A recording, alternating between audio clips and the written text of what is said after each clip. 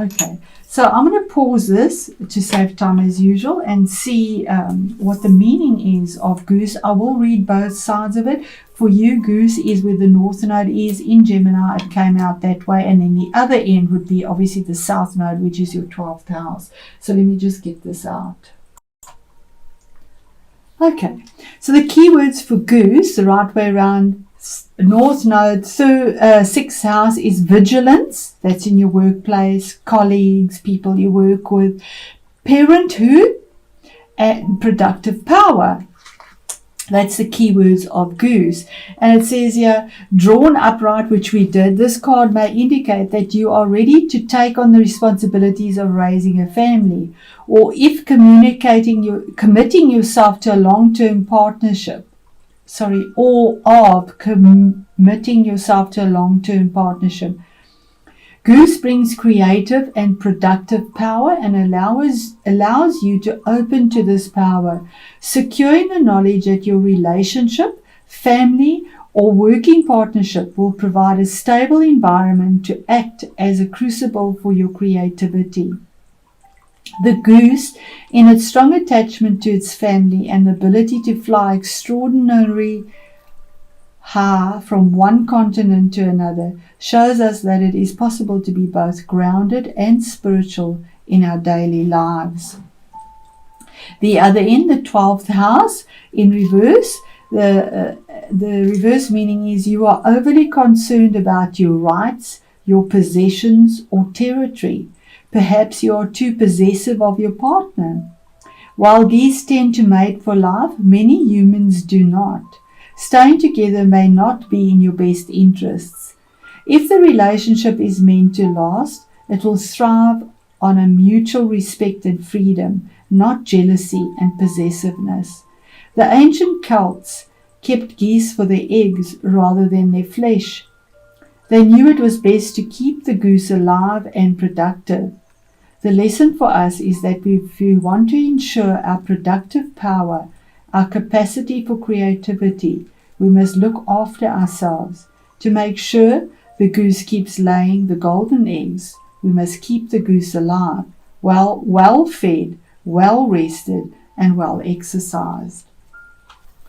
Okay, so we'll confirm with the other deck as well. So we start off here with the Sun card, very positive card, something about things being aligned for you in the right place at the right time.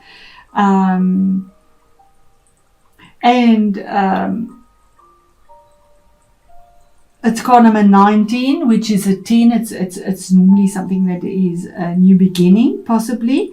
And somehow, well, we do have Jupiter and Saturn currently with Pluto in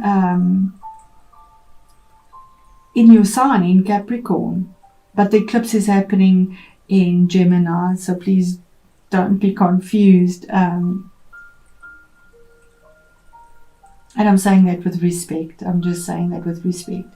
Okay, then we move on to the Nine of Pentacles, something that comes to a closure, to an end, or it's sort of getting towards the end. It's a 9. Something you've done alone to work on independence, wanting independence, something new that comes through, being able to take care of yourself in a very luxurious way. It's got 9 Pentacles here, but yet there's still something new. We have all these butterflies here. Being in your truth, being happy with yourself, being financially secure and happy with yourself. 8 of Pentacles, there we have the 8. Working hard, having caught something in that web. We have the spider in the web there. But at the same time, you burning the midnight oil here, and the mouse is to warn you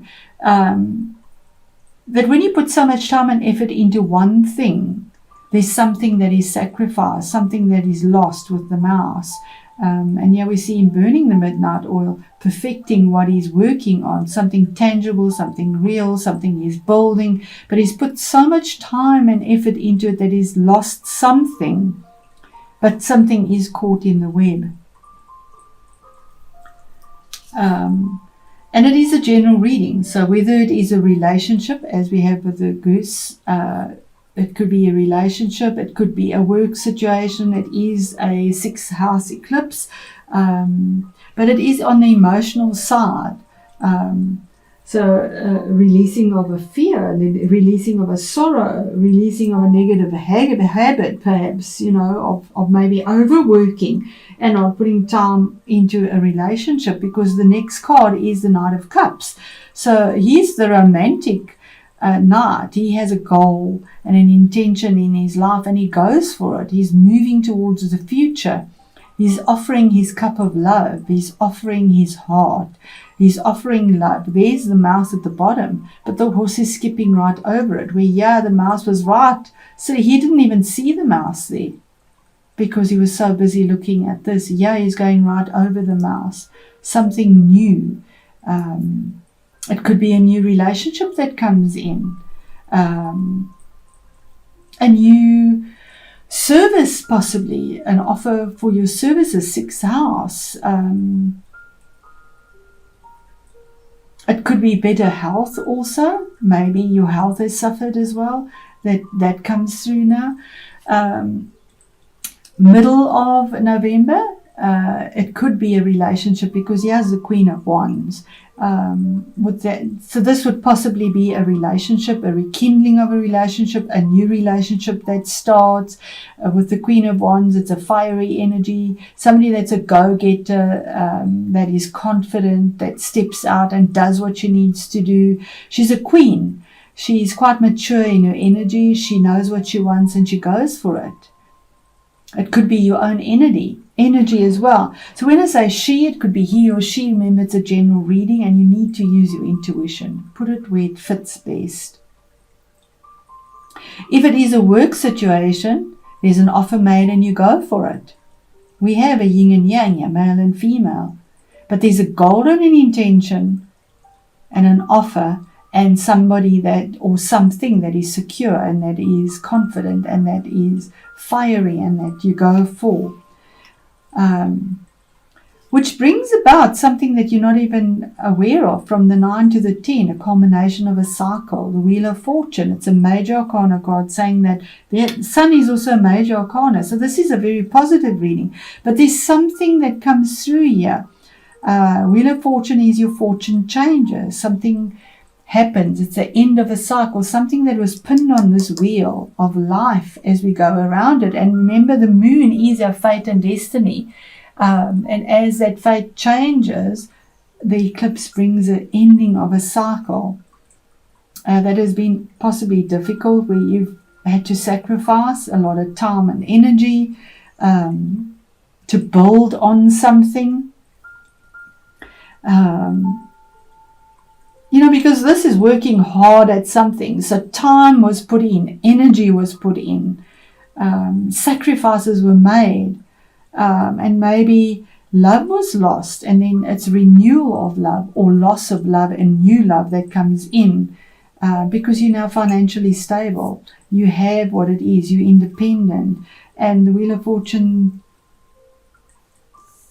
that's how it should go. That's the horseshoe. The Wheel of Fortune says it is there. It was a challenge. It wasn't easy, but the change is there now. And then we have the 7 of Cups, which is also about emotions, but having a lot of choices and not knowing which choice to actually go for, where to look, having to make a choice that is, 7 is about a decision, something that is sacred, something that is decisive, using your intuition to make a choice about possibly a relationship, a work situation, services that you put out,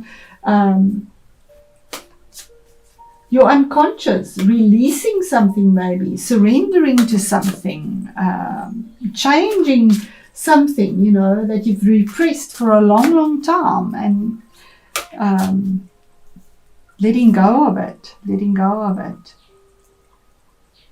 Okay, so we'll confirm and ask just for more clarity, Spirit, please, on the Sun, on the alignment that is right, the positivity, the growth that Saturn, Jupiter, and Pluto have brought in, the ending of something for something new to come about.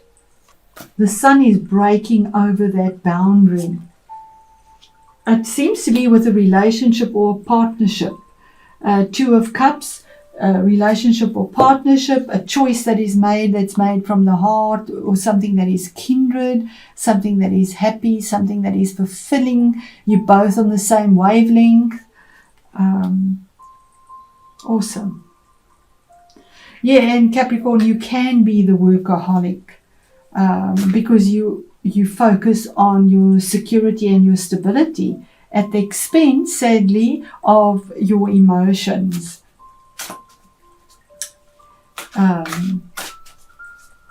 Okay, and the middle of the month, this offer, this new beginning, moving forward, what is that about? Strategy, diplomacy. Oh, King of Pentacles.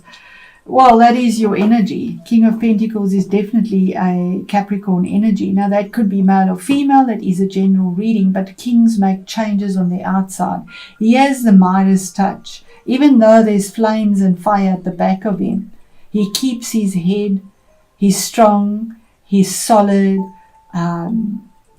He plans in a detailed fashion way before he moves forward with anything. And this is we have the strategy. So something that is set, because he's a king now, he's not a knight, he's a king. It's a mature energy for comfort, for home, for change, for stability, for work, for career, something that is tangibly solid and changing in your workplace, 6th house, or where you've been, it's also the house of slavery, where you've been a slave to your work. That affects your health, because the 6th house is definitely health as well. But there's positive change there.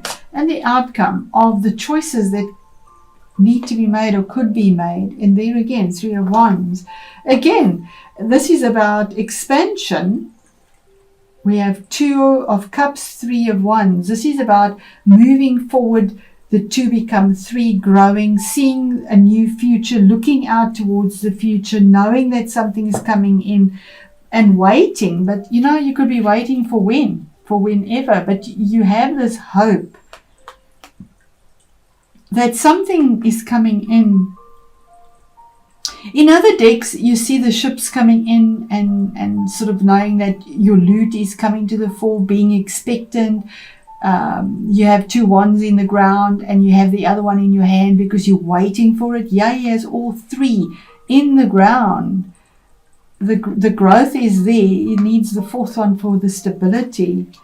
I just want another card for that.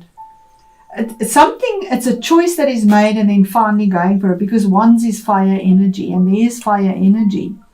So either there's a new relationship and it's finally moving on, growing. I do feel this could be a relationship, a partnership, a career change. And they all fell out, but I'll take what is on the table, the Chariot. Okay, so that is, you could be dealing possibly also with a Cancerian or a Leo. It is a general reading. I'll just put it in there. But whatever house Cancer is for you, and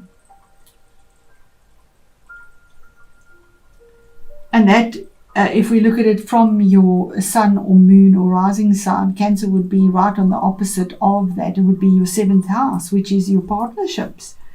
Exactly that. There's change in partnerships, whether it is work, whether it is your spouse, whether it is a new relationship.